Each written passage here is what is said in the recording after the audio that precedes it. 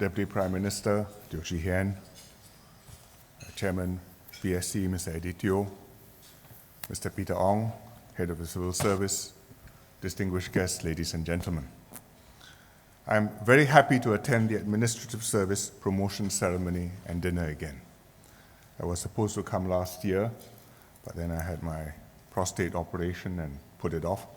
So this year I've had one more year to think about my speech. I'd like to start by thanking Mr. Benny Lim, who will be retiring at the end of this month. He started his career 37 years ago from the bottom as a police constable walking the beat. Tua Boa was then OC of, I think, Charlie Division, which Benny belonged to. Later, Tua Boa was the Commissioner of Police. He spotted Benny. He thought this constable was smart and capable and wondered why he didn't go to university. So he called up Benny for an interview to ask why. Benny told Tua Boa that he wanted to be a policeman. So Tua Boa encouraged him to apply for a police scholarship to study at the University of Singapore, as it was then. PSC awarded Benny the scholarship, and when Benny graduated, he was posted to ISD. Benny rose through the ranks to become Director ISD. His experience and judgment were critical when we discovered the Jamaah Islamiyah group back in 2001. He led ISD to apprehend the terrorists, to foil their plot to bomb multiple targets in Singapore. And crucially, he led ISD actively to manage the public relations and to help the government to rally the broader population. We reached out to Muslim religious leaders and encouraged them to set up the RRG, the Religious Rehabilitation Group, which successfully rehabilitated many detainees. As PermSec and MHA, Benny strengthened the home team, driving our crime, drug, fire fatality, and recidivism rates down to amongst the lowest in the world. In 2011, Benny became PermSec in MND, National Development. On his watch, the housing market stabilized and new housing schemes were introduced to meet emerging needs. And he also helped us to develop a leadership position on urban issues with a Center for Livable Cities.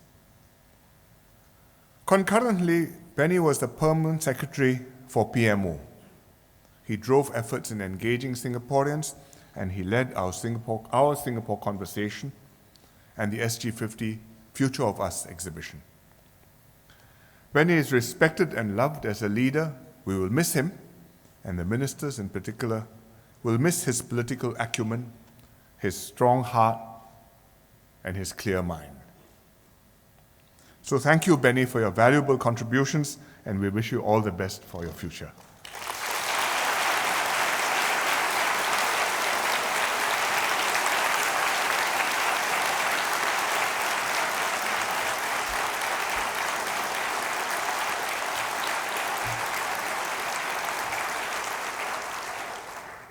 I would also like to congratulate the 65 officers who have been promoted and the 21 who have been appointed into the administrative service, including Mrs. Au Fong Peng, PermSec MTI, Mr. Loh Kam Yen, PermSec Ministry of Manpower, Mr. Chan Heng Kee, PermSec Ministry of Social and Family Development. Heng Kee has been promoted to the significant grade, and the others above the significant grade. Also, Mr. Gabriel Lim, who's been promoted and will be appointed as Permanent Secretary, MCI, on the 1st of May. All of you here tonight are part of this and the next generation of public sector leaders. Each of you has different experiences, skills, and insights. I hope all of you will follow the example of leaders like Benny to serve with deep commitment and understanding and to make a difference to Singapore through your public service.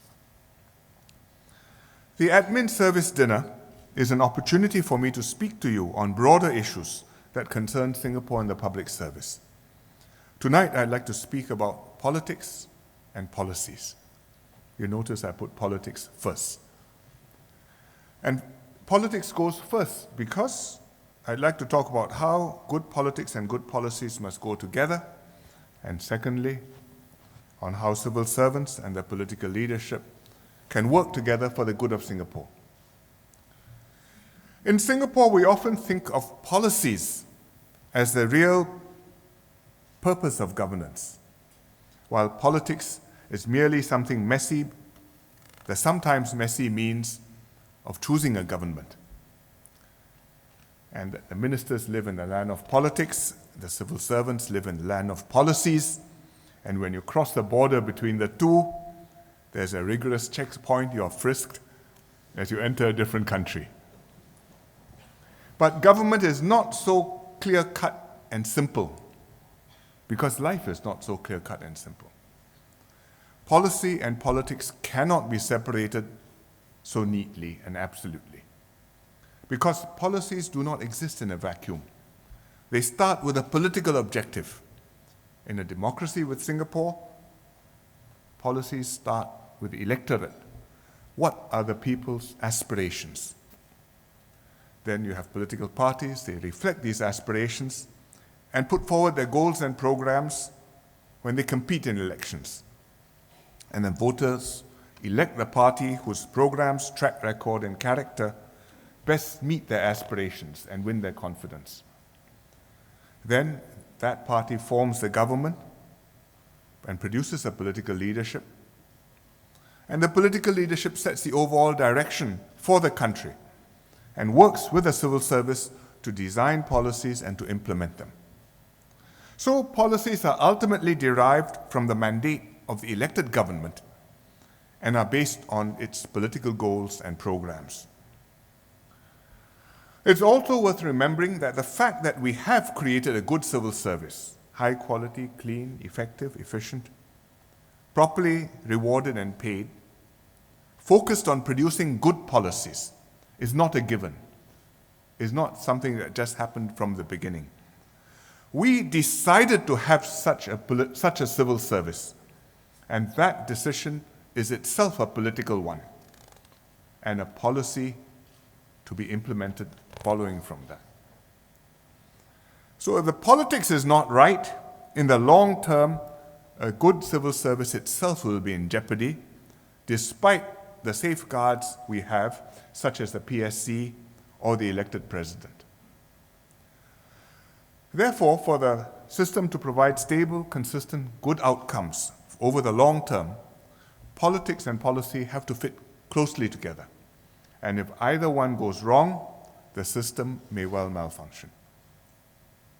And that's happened in Europe, in countries with a history of consensus politics. These European countries had a broad range of parties, some a bit to the left, some a bit to the right, some further to the right or left, and they used to form coalition governments clustered around the center. And the coalitions shifted from term to term, a little to the left, a little to the right, depending on the mood and the necessity of the times. But invariably, the center held. That's not so now. Europe is in a crisis because the policies have not achieved the desired outcomes. The economies have stagnated from the weight of social costs and burdensome regulation. Open internal borders have allowed uncontrolled flow of people, including refugees, causing major social and political strains.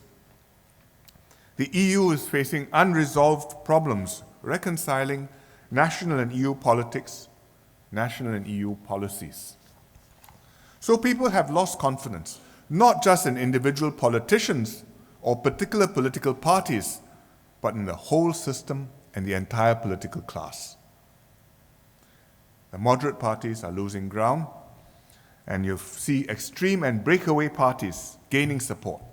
Parties like Le Pen's National Front in France, there's another National Front in England, there's AfD, Alternative for Deutschland in Germany, there's Podemos in Spain. And not to mention parties like Syriza in Greece, the product of extreme crisis. These are parties not with alternative programs and better ideas to govern the country, but merely feeding the restiveness and collecting protest votes. To such an extent that some of the countries have become unable to form governments. Spain had elections in December, now 4 months later, still has no government formed. Belgium at one stage went 20 months without a government. In Austria, the far-right candidate recently came in first in the first round of their presidential election. And even Denmark and Sweden, Scandinavian countries, once bywords for moderate centrist politics, face such problems now. Can Singapore's political system fail in the same way? People don't think about it. Those who do think about it often find it unimaginable. They think it can't, they think it won't, because as far back as they can remember, the Singapore system has never failed. And they imagine that with the system in place, all we need to do is to hold elections, some party will win the elections, it will form the government, and those who are elected will automatically be able to lead and run the country. After all, we have a good civil service, and the civil service will always be there to make things work. And so, we don't really need to worry about stabilizers, safeguards, checks and balances, or a good government. The system will work and produce a good outcome automatically and forever. This is a complacent and mistaken view. No system is fail-safe and impossible to crash. You just look at these European countries with longer histories and better established institutions than us, and with a stronger sense of nationhood, and yet they have run into these problems. Why should we believe that we are immune to this? Globalization and technology affect us too. The lure of extremism and radicalization, of seductive pseudo-solutions to complex challenges is real. Our politics too can turn sour or go wrong. And our policies may turn out to be ill-conceived, may fail to win support even if they are theoretically sound, or simply may be overwhelmed by events beyond our control. All this hasn't happened to us yet. We've been very lucky, but it can happen, and more quickly than most of us imagine. And that's why the general election results last year were so significant for Singapore, and a big win for Singapore.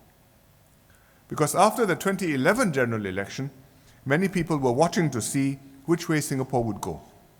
Would we go further in the direction of divided politics, feeding on angry voters, accentuating nascent fissures and cracks in our society? Or would we pull together and face our challenges as one people, as we did in the 60s and 70s?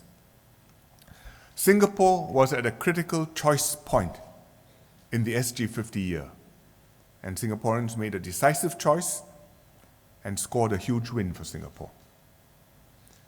But having scored a huge win for Singapore, it also means that my government, having been elected, now carries an extra heavy responsibility to fulfill the high expectations of voters. And our task is more challenging because having reached this level of development, we have no signposts, no roadmaps, no models to follow or to adopt wholesale. No consultants who can come and solve our problems for us. And with growth harder to come by and constraints more binding, we will have to make tougher trade-offs than before. We've got to set our own goals, come up with our own fresh ideas, and learn from the experiences of many other cities and countries, both positive and negative experiences, just as others are learning from our mistakes and picking up ideas from us. How then, in this context, can the political leadership and the civil service work together? How can they be aligned? How can they mesh together, each one fulfilling its respective role and yet syncing smoothly? To give some perspective, let's look at the traditional Chinese approach, encapsulated in the Chinese phrase, 一朝君子,一朝臣. And that means when there's a new emperor or a new dynasty, he brings in a completely new team of officials, people whom he trusts, people who will serve him and do his will. And when the emperor changes, the dynasty changes, all the officials change. Nowadays, we have an elected government that may change after elections, but we have the civil service which remains the same after elections. So how do we make the system work? And this is a problem which every country has to solve. I'll give you a few examples, starting with the Americans, which, interestingly enough, approximate the traditional Chinese solution. Because when the president comes in, it's not just the president, but he appoints officials to go with him. And at the federal level, he appoints not just the ministers, the secretaries of state, of commerce, of defense, of all the departments, but at least 4 levels of appointees down from the secretaries. The deputy secretaries, the assistant secretaries, the deputy assistant secretaries, and many other appointments as well, all to operate the bureaucracy in accordance with the administration's direction. So, when the president is elected, a new administration takes over, 8,000 public officers leave, 8,000 new appointees come in with him. Even then, it doesn't always work well. The departments are so large and entrenched because the whole public service in America is 2 million people. So it's hard for the president and his appointees to impose their will on the bureaucracy. Sometimes whole departments are sidelined or given prominence. And on foreign policy, the presidents operate often out of the White House, using his own National Security Council staff and bypassing the State Department. That's the American model. The British have the classic traditional model, an impartial civil service, serving whoever is the elected government of the day. For much of the 20th century, this was workable, because at that time, whichever party was in power, they shared the same basic assumptions, so the civil service could serve whether Labour or Tory governments with equanimity. But in recent decades, it has not been so workable, because the parties no longer share the same fundamental assumptions. So successive British governments have introduced political advisors in the Cabinet Office, the Prime Minister's Office, and key ministries.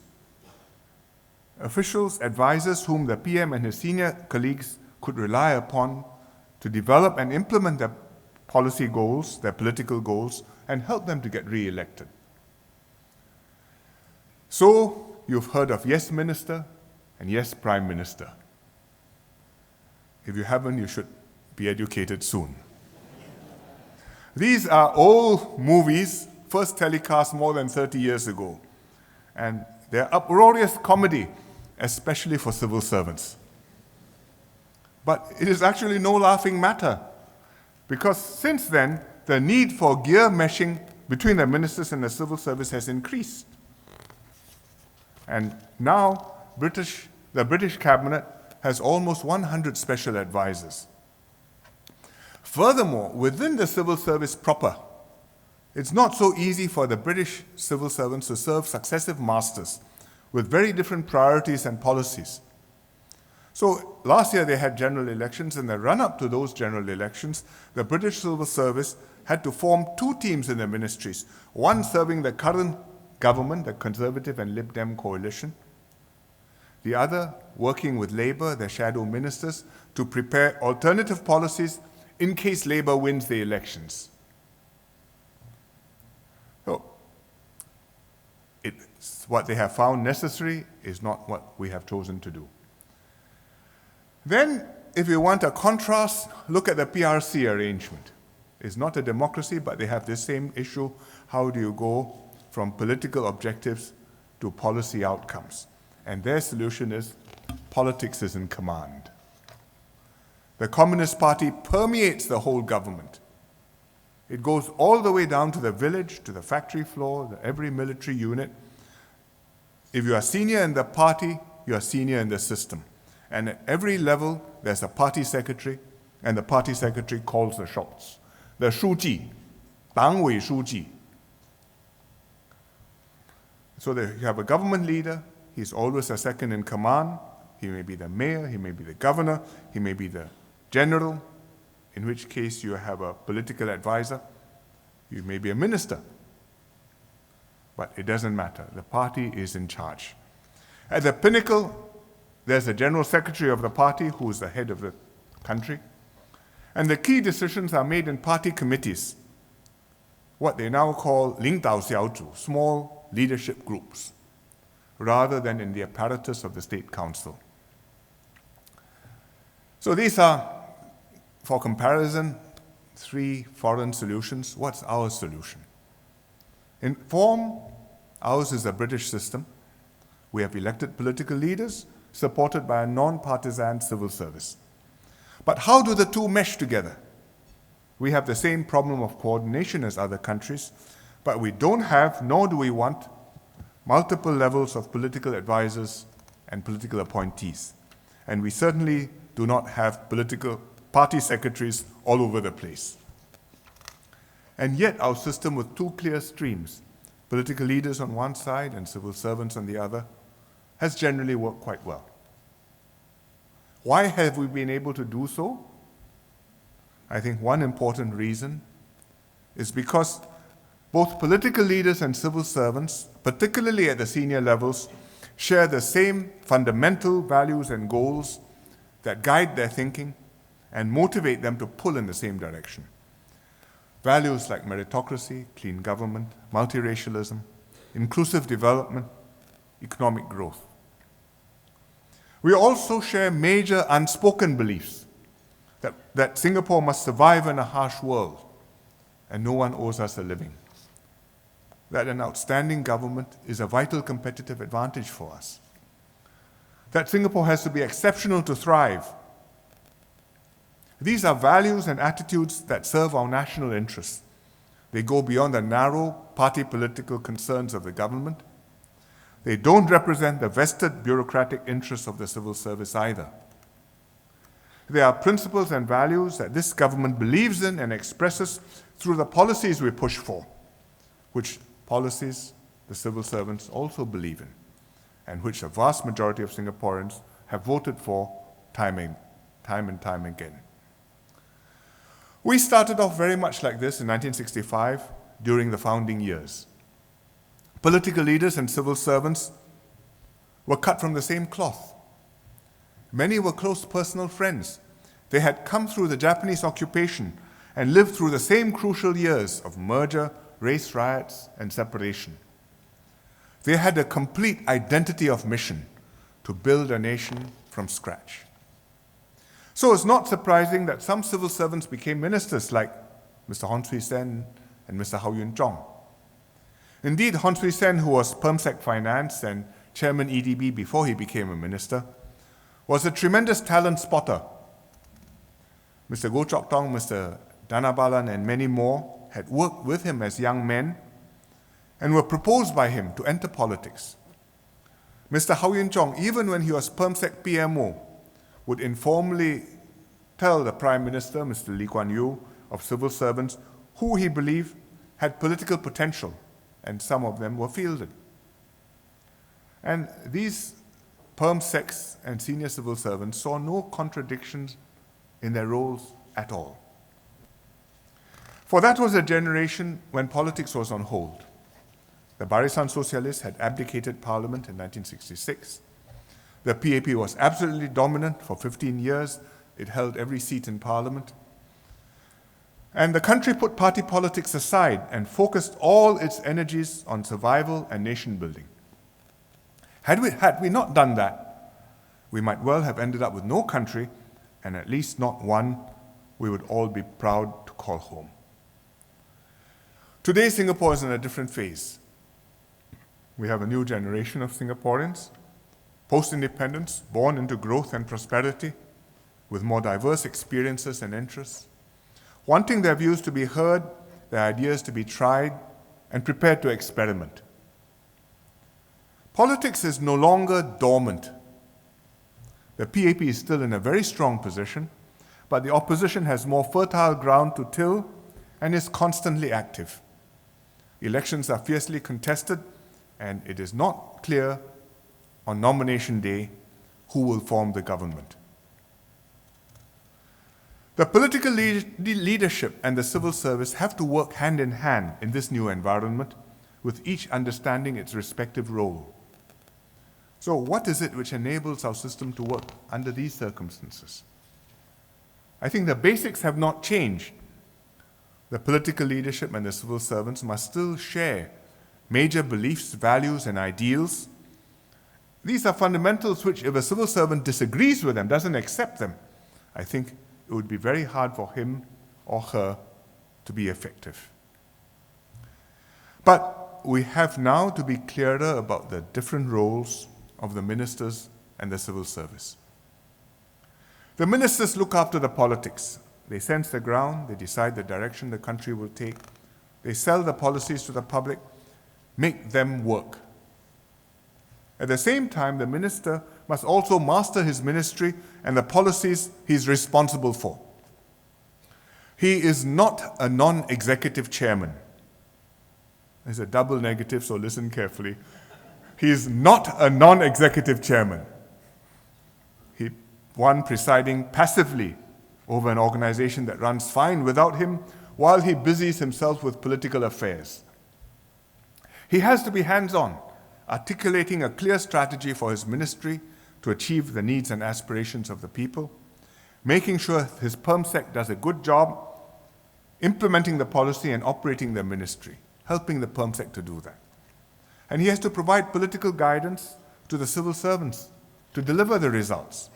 At the same time, while delivering political guidance, he has to shield and protect the civil servants from political interference.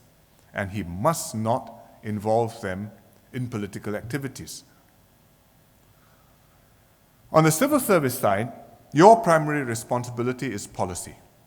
You must be equipped and able to translate political goals into workable policies, or if it is not possible and absolutely impossible, you must have the tact and the skill to explain to your minister why it cannot be done. The civil service is not independent of the elected government, unlike the judiciary, which is a different branch of the government. But under our system of government, the civil service must serve the elected government of the day. Therefore, the civil servants have to understand the political context and the thinking of the political leadership, so that it will not come up with policies and ideas that are non-starters, so that it can design policies which are not only sound, but are well supported and can be well implemented. The civil servants have to be politically impartial. You shouldn't be campaigning for or against any political party. You must not misuse state resources or state powers for partisan political purposes. But neither can you shy away from carrying out your duties without fear or fervor when the matter might prove to be politically controversial. And these are the reasons why key officers in the service are not allowed to be members of political parties. That's how our system works, and it works well. For example, over the last 10 years, we've successfully made major shifts in social policy, strengthening our safety nets, shifting the overall direction of the government and the balance between economic growth and social cohesion. It was essentially a political decision. The cabinet decided that major shifts were necessary. We convinced Singaporeans to support our plans, and the civil service had to deliver on this shift, and I believe they fully supported it too. The officers working on this thoroughly researched different countries, put forward alternative options, thought through how to implement the new policies, and delivered on them. This was not for them a detached exercise, just doing something which the political masters wanted, but which didn't matter to them one way or the other, but something they did with conviction that this was the right thing for Singapore and they were doing the right thing by Singaporeans. There will always be a fine balance between the civil service being neutral and non-political and the civil service being politically sensitive and responsive. It's inherent in the nature of in the role of the civil service to work with and work for political leaders in a political environment and yet maintain a certain detachment from politics. It's a fine balance which has always been required and which we must continue to maintain. I take you back 40 years to 1976. In Parliament, one MP complained that civil servants were unfeeling and bureaucratic and suggested that they should sit with him at Meet the People sessions. Those of you who don't remember this occasion may well remember similar later occasions. Mr. Lee Kuan Yew was then the Prime Minister, and he gave the MP a classic reply and defended the civil service. You should read it in full, but I'll just give you the key segment. He outlined the differences in role between an MP and the civil servant. He said, if we pick out the really outstanding civil servants to sit with him in the Meet the People sessions, he ought to look out and make sure that he's not displaced in some future election. We, that means MPs, are professional in our relations with the public. That's part of the business of the MP. If he's not good at it, then he would probably not be here. A civil servant who can both do his job as an administrator and be good at the public relations side of it, who is able to say no to an obstreperous, vehement, and insistent constituent who wants the answer to be yes, would have learned the secret of politics and will comprise the government. So I think it is not an invitation to be made lightly and in jest, the invitation to attend MPS.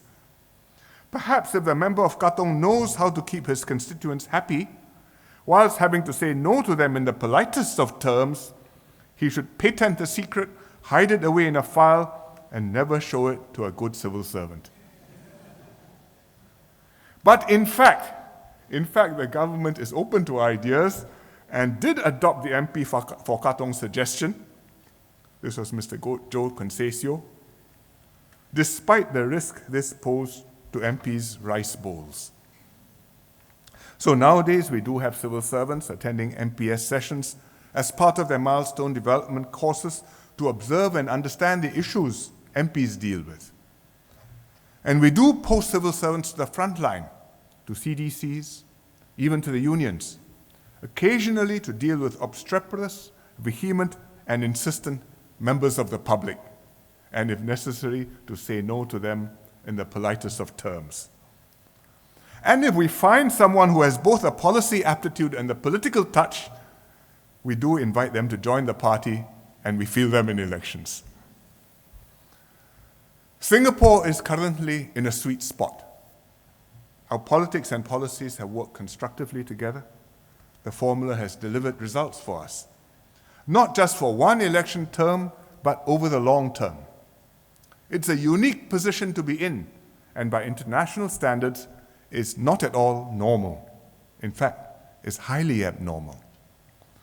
Sometimes I read people arguing that Singapore should become a normal country. I think that is most unwise. If we ever lose it and become normal, like any other country where the politics of division take hold and policies oscillate from one end to the other with the political winds, we will have lost a precious competitive advantage, and it will be very difficult for us ever to become special again. Why have other countries not been able to do what we have done? It's not just the superior virtues of Singapore civil servants or ministers, much as we would like to think so. It's also because we have been lucky in our history of nation building, that we have built over decades a broad national consensus on values and priorities. Our policies have succeeded and benefited all Singaporeans. We've had a system which has been able to produce elected governments with a sense of mission and the competence and the integrity to work for the broad interests of Singaporeans. And we've built a high-quality civil service with a strong ethos of service that appreciates our national context and that civil servants are proud to be part of. We have to keep this virtuous circle going. Then, that political leadership and civil service working together can lead our nation forward stably and steadily, and Singapore can endure and prosper for many years to come. Thank you very much.